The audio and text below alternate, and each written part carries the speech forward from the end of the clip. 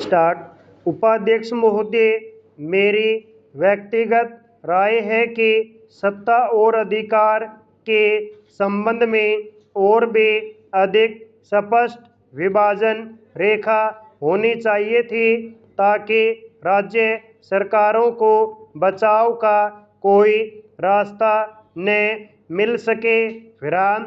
लेकिन इस प्रस्ताव पर विचार करने का काम लोकसभा का है। विराम। मध्य प्रदेश जैसे राज्य में 30,000 पंचायतों और 2 लाख से अधिक पंचों का चुनाव कराना बहुत बड़ा काम था।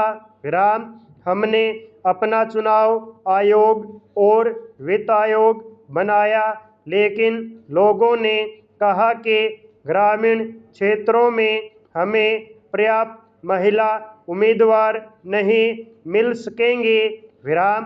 राजीव गांधी ने गांव की श्रेणीबद्ध प्रथा को ठीक ही देखा था कि गांवों में कमजोर वर्ग के लोग कभी भी उस स्तर पर सत्ता में भागीदारी का अवसर नहीं पा सकेंगे। विराम। स्टेंजा। हमारे सामने एकमात्र विकल्प यह था कि महिलाओं, अनुसूचित जातियों, अनुसूचित जनजातियों और पिछड़े वर्गों के लिए सीटें सुरक्षित कर दें। विराम।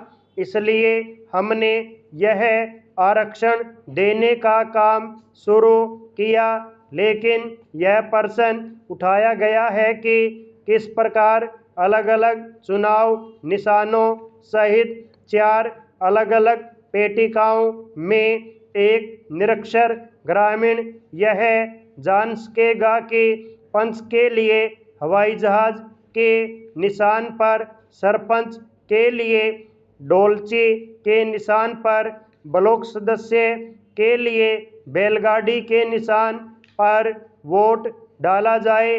विराम।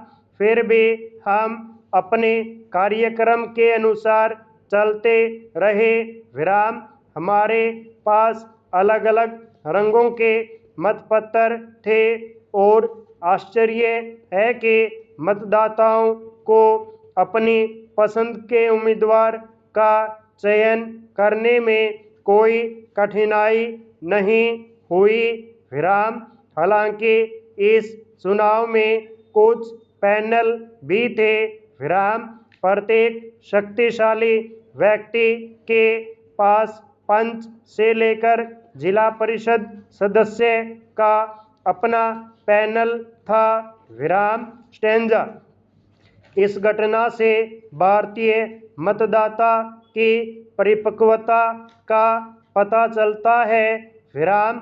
इससे यह पता चलता है कि एक निरक्षर भारतीय नागरिक के पास सामान्य समझ और प्रतिभा की कमी नहीं है। विराम। हमने प्रक्रिया जारी रखी और चुनाव संपन्न हुए। विराम। जब सत्ता के हस्तांतरण की बात आई तो उन वर्गों ने जो पंचायतों के साथ सत्ता की हिस्सेदारी में हिचकिचाहट दिखा रहे थे, इस विषय को फिर उठाया और राज्य मंत्रिमंडल की बैठक शुरू होने से 9 दिन पूर्व मेरे कुछ सहकर्मी मेरे पास आए और उन्होंने पूछा, क्या आप सचमुच इन मामलों के प्रति गंभीर हैं? प्रश्नवाचक। मैंने कहा, यह एक ऐसा वचन है जो हमने स्वयं ही किया है और इससे पीछे हटने का प्रश्न ही पैदा नहीं होता। विराम।